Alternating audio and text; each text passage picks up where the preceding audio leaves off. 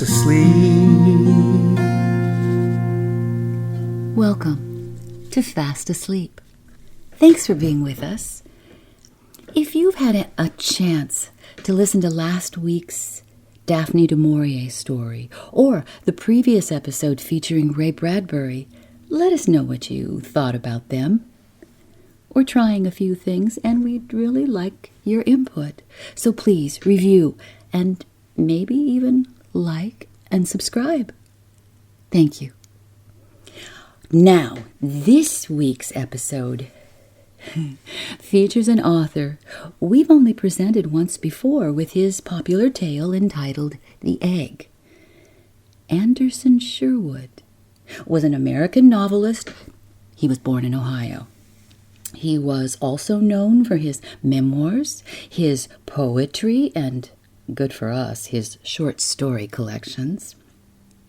He was talented, there's no doubt, but like most of us, he had some character flaws. He was known for revealing these flaws in his very often very subjective writing. We've learned he had what was called a nervous breakdown after starting a very successful business. He gave up this business along with his wife and children. He left them and mended himself with his writing career.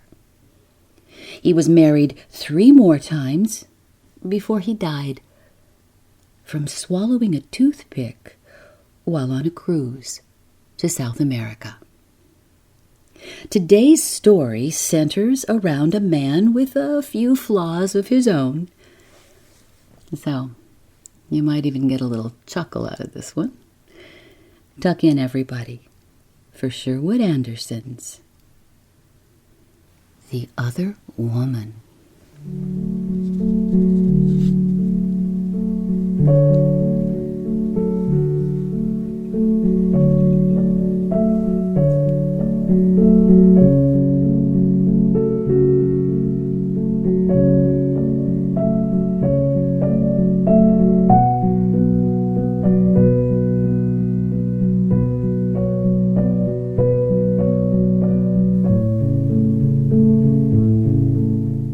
I am in love with my wife, he said.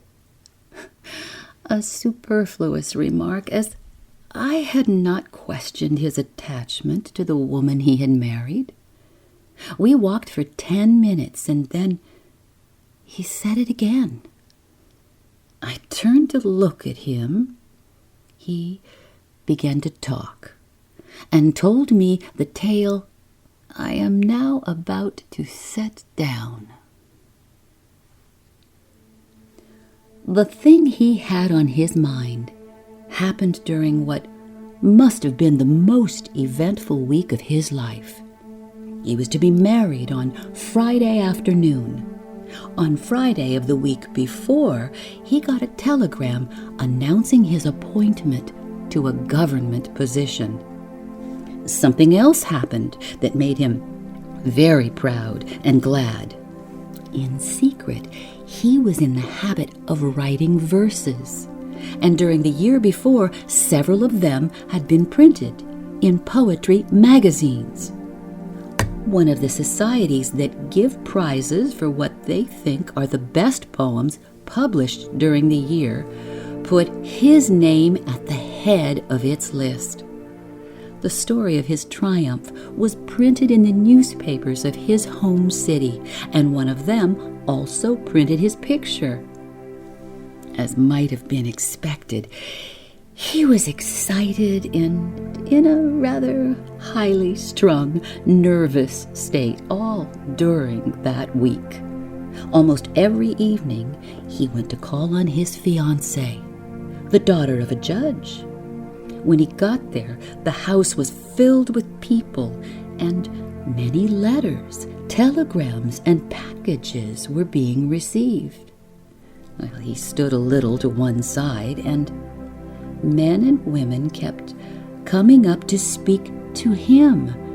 They congratulated him upon his success in getting the government position and on his achievement as a poet. Everyone seemed to be praising him. And when he went home and to bed, he could not sleep. On Wednesday evening, he went to the theater, and it seemed to him that people all over the house recognized him. Everyone nodded and smiled. Well, after the first act, 5 or 6 men and 2 women left their seats to gather about him. A little group was formed. Strangers sitting along the same row of seats stretched their necks and looked. He had never received so much attention before. And now a fever of expectancy took possession of him. As he explained when he told me of his experience, it was for him an altogether abnormal time. He felt like one floating in air. When he got into bed after seeing so many people and hearing so many words of praise, his head whirled round and round. When he closed his eyes, a crowd of people invaded his room. It seemed as though the minds of all the people of his city were centered on himself. The most absurd fancies took possession of him. He imagined himself riding in a carriage through the streets of a city. Windows were thrown open and people ran out at the doors of houses. "There he is! Oh, that's him!" they shouted. And at the words, a glad cry arose. The carriage drove into a street blocked with people. 100,000 pairs of eyes looked up at him. "Well, there you are. What a fellow you have managed to make of yourself," the eyes seemed to be saying. My friend could not explain whether the excitement of the people was due to the fact that he had written a new poem, or whether in his new government position he had performed some notable act. The apartment where he lived at that time was on a street perched along the top of a cliff far out at the edge of his city, and from his bedroom window he could look down over trees and factory roofs to a river. As he could not sleep, and as the fancies that kept crowding in upon him only made him more excited, he got out of bed and tried to think. As would be natural under such circumstances, he tried to control his thoughts, but when he sat by the window and was wide awake, a most unexpected and humiliating thing happened. The night was clear and fine. There was a moon. He wanted to dream of the woman who was to be his wife, to think out lines for noble poems, or make plans that would affect his career. Much to his surprise, his mind refused to do anything of the sort. At the corner of the street where he lived, there was a small cigar store and newspaper stand run by a fat man of 40, and his wife, a small, active woman with bright gray eyes. In the morning, he stopped there to buy a paper before going down to the city. Sometimes he saw only the fat man, but often the man had disappeared and the woman waited on him. She was, as he assured me at least 20 times in telling me his tale, a very ordinary person with nothing special or notable about her. But for some reason he could not explain, being in her presence stirred him profoundly. During that week, in the midst of his distraction, she was the only person he knew who stood out clear and distinct in his mind. When he wanted so much to think noble thoughts, he could think only of her. Before he knew what was happening, his imagination had taken hold of the notion of having a love affair with the woman. I could not understand myself, he declared, in telling me the story. At night, when the city was quiet and when I should have been asleep, I thought about her all the time. Oh, after 2 or 3 days of that sort of thing, the consciousness of her got into my daytime thoughts. Oh, I was terribly muddled. When I went to see the woman who is now my wife, I found that my love for her was in no way affected by my vagrant thoughts. There was but one woman in the world I wanted to live with and to be my comrade in undertaking to improve my own character and my position in the world. But for the moment, you see, I wanted this other woman to be in my arms. Oh, she'd worked her way into my being. On all sides, people were saying I was a big man who could do big things, and there I was. That evening, when I went to the theater, I walked home because I knew I would be unable to sleep, and to satisfy the annoying impulse in myself, I went and stood on the sidewalk before the tobacco shop. It was a 2-story building, and I knew the woman lived upstairs with her husband. For a long time I stood in the darkness, with my body pressed against the wall of the building. And then I thought of the 2 of them up there, and no doubt in bed together, and that made me furious. And then I grew more furious with myself. I went home and I got into bed, shaken with anger. There are certain books of verse and some prose writing that have always moved me deeply, and so I put several books on a table by my bed. The voices in the books were like the voices of the dead. I did not hear them. The printed words would not penetrate into my consciousness. I tried to think of the woman I loved, but her figure had also become something far away, something with which I, for the moment, seemed to have nothing to do. Oh, I rolled and tumbled about in the bed. It was a miserable experience. On Thursday morning, I went into the store. There stood the woman, alone. I think she knew how I felt. Perhaps she had been thinking of me, as I'd been thinking of her. A doubtful, hesitating smile played about the corners of her mouth. Oh, she had on a dress made of cheap cloth, and there was a tear on the shoulder, and she must have been 10 years older than myself.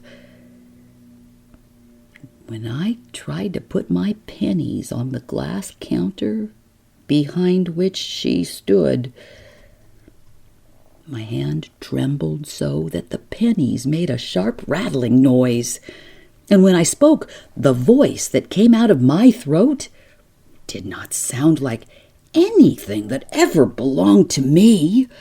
It barely arose above a thick whisper. "I want you," I said.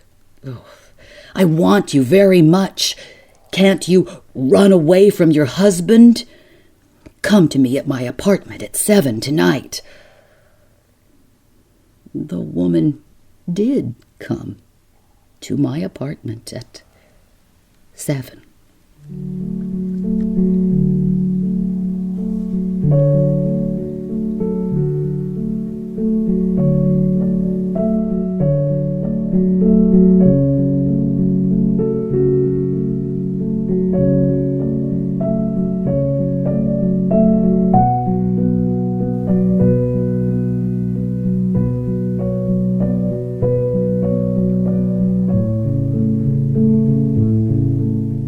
The woman did come to my apartment at 7. Now that morning, she didn't say anything at all. For a minute, perhaps, we stood looking at each other.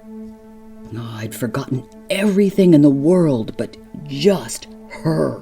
And then she nodded her head, and I went away.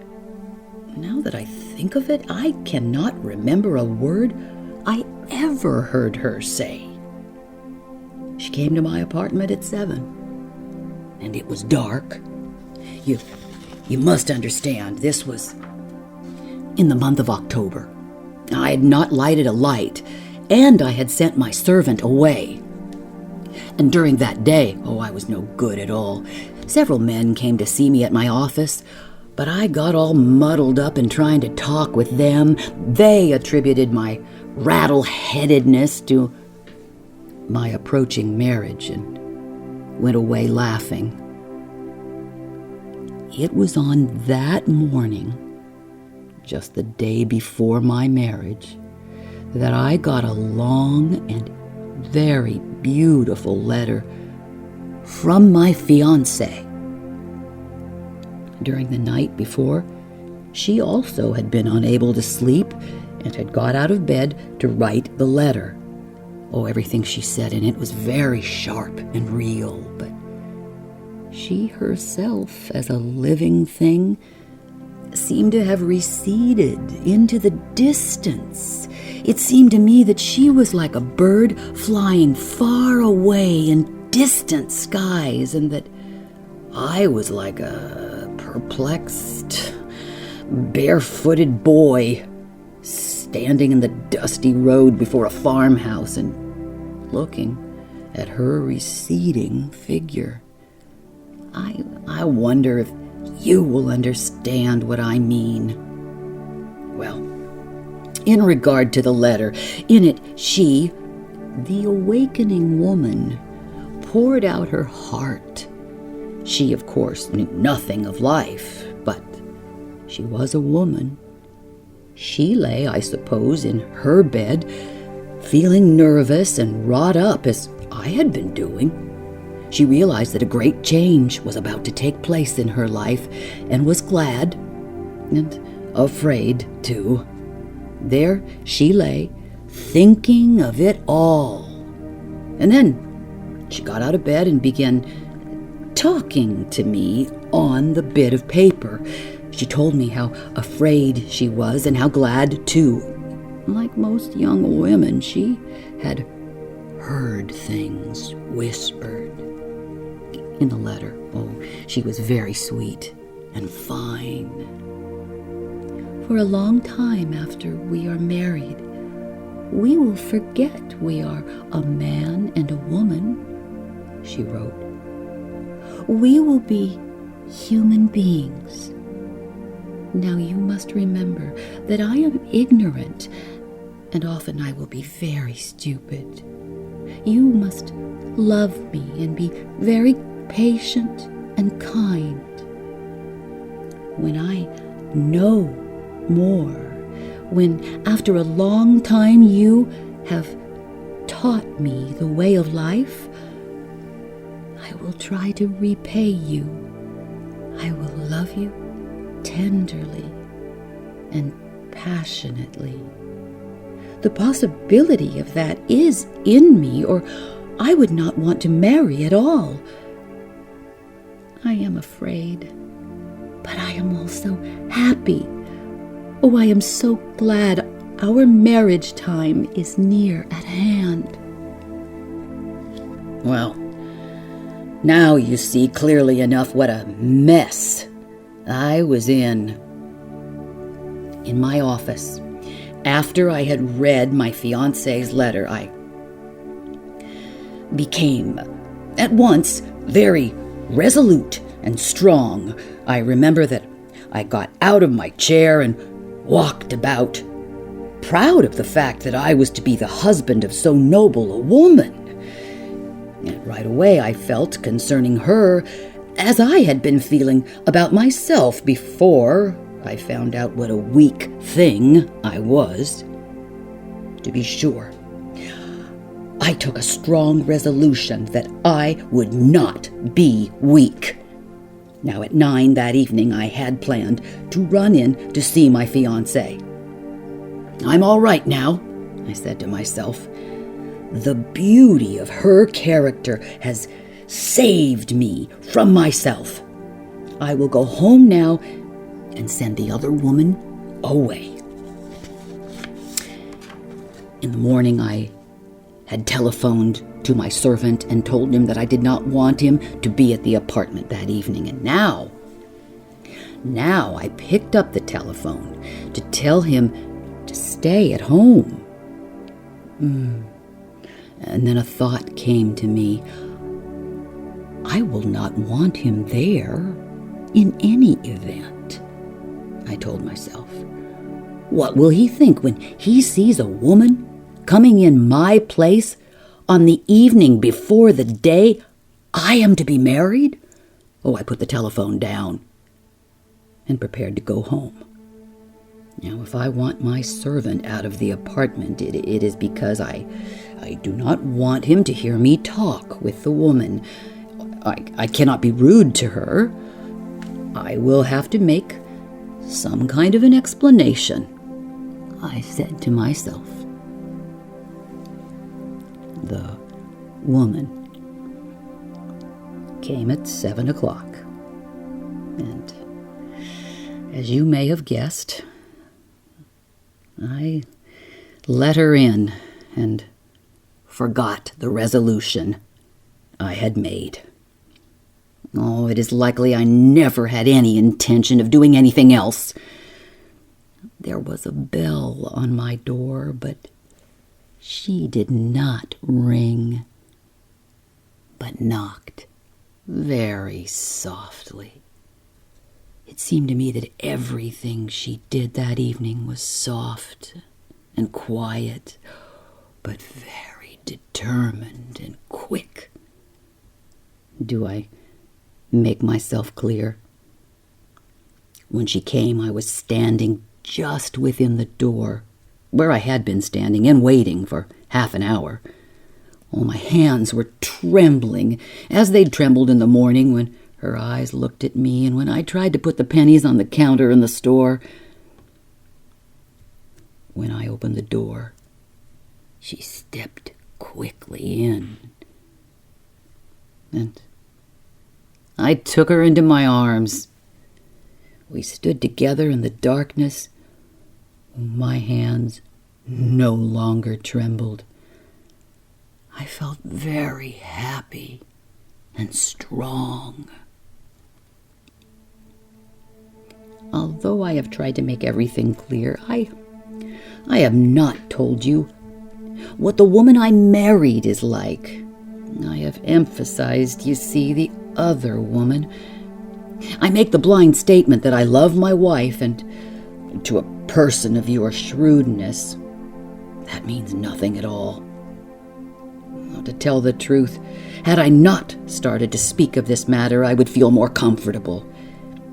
It is inevitable that I give you the impression that I'm in love with the tobacconist's wife, and that's not true. To be sure, I was very conscious of her all during the week before my marriage, but after she had come to me at my apartment, well, she went entirely out of my mind. Am I telling the truth? I am trying very hard to tell what happened to me. I am saying that I have not since that evening thought of that woman who came to my apartment. Now, to tell the facts of the case, that is not true. Oh, that evening I went to my fiancé at 9, as she had asked me to do in her letter. In a kind of way I cannot explain. The other woman went with me. That is, what I mean, you see, I'd been thinking that if anything happened between me and the tobacconist's wife, I would not be able to go through with my marriage. It is one thing or the other with me, I had said to myself. As a matter of fact, I went to see my beloved on that evening, filled with a new faith in the outcome of our life together. Oh, I'm afraid I muddle this matter in trying to tell it. Okay. A moment ago, I said the other woman, the tobacconist's wife, went with me. I do not mean she went, in fact.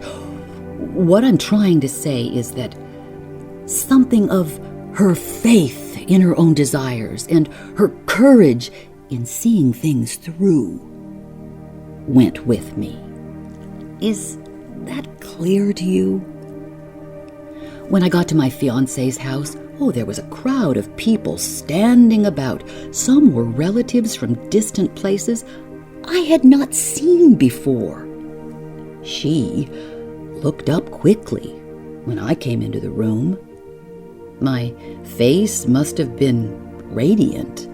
I never saw her so moved. She thought her letter had affected me deeply. And of course, it had. Well, up she jumped and she ran to meet me. She was like a glad child. Right before the people who turned and looked inquiringly at us, she said the thing that was in her mind. "Oh, I am so happy," she cried. "You have understood. We will be two human beings. We will not have to be husband and wife." Well, as you may suppose, everyone laughed, but I did not laugh. The tears came into my eyes. I was so happy. I wanted to shout. Perhaps you understand what I mean. In the office that day, when I read the letter my fiancé had written, I said to myself, I will take care of the dear little woman. There was something smug, you see, about that. In her house, when she cried out in that way and when everyone laughed, what I said to myself was something like this: we will take care of ourselves. And I whispered something of the sort into her ears. To tell you the truth, I had come down off my perch. The spirit of the other woman did that to me. Before all the people gathered about, I held my fiancé close and we kissed. They thought it very sweet of us to be so affected at the sight of each other.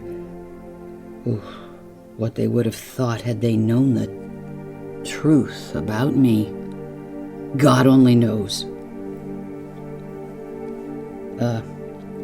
Twice now I have said that after that evening I never thought of the other woman at all.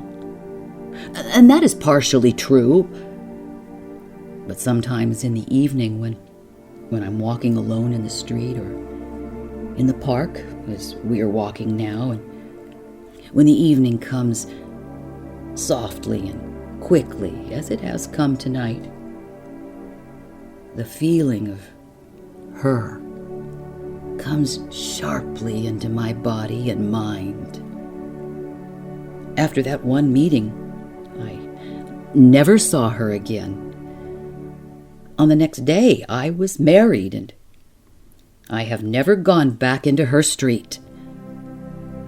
Often, however, as I'm walking along, as I'm doing now, a quick, sharp, earthy feeling takes possession of me. It is as though I were a seed in the ground, and the warm rains of the spring had come. It is as though I were not a man, but a tree. And now, you see, I am married, and everything is all right. My marriage is to me a very beautiful fact. If you were to say that my marriage is not a happy one, I could call you a liar and be speaking the absolute truth. I have tried to tell you about this other woman. There's a kind of relief in speaking of her. I've never done it before. I wonder why I was so silly as to be afraid that I would give you the impression that I am not in love with my wife. If I did not instinctively trust your understanding, I would not have spoken. Well, as the matter stands, I have a little stirred myself up. Tonight I shall think of the other woman. And that sometimes occurs. It'll happen after I've gone to bed. My wife sleeps in the next room to mine, and the door is always left open. There will be a moon tonight, and when there is a moon, long streaks of light fall on her bed. I shall awake at midnight tonight. She will be lying asleep with one arm thrown over her head.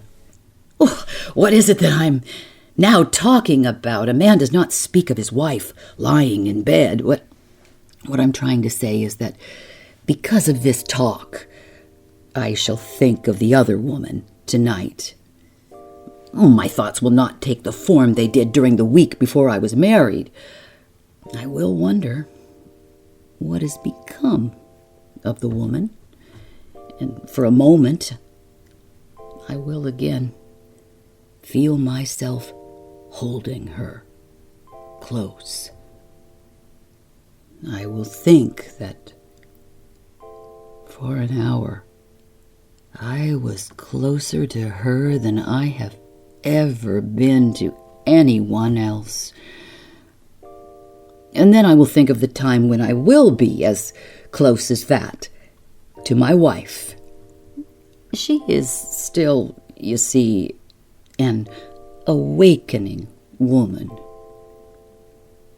For a moment I will close my eyes, and the quick, shrewd, determined eyes of that other woman will look into mine. Oh, my head will swim, and then I will quickly open my eyes and see again the dear woman with whom I have undertaken to live out my life. And then I will sleep, and when I awake in the morning, it will be as it was that evening when I walked out of my dark apartment after having had the most notable experience of my life. What I mean to say, you understand, is that for me, when I awake, the other woman will be utterly gone.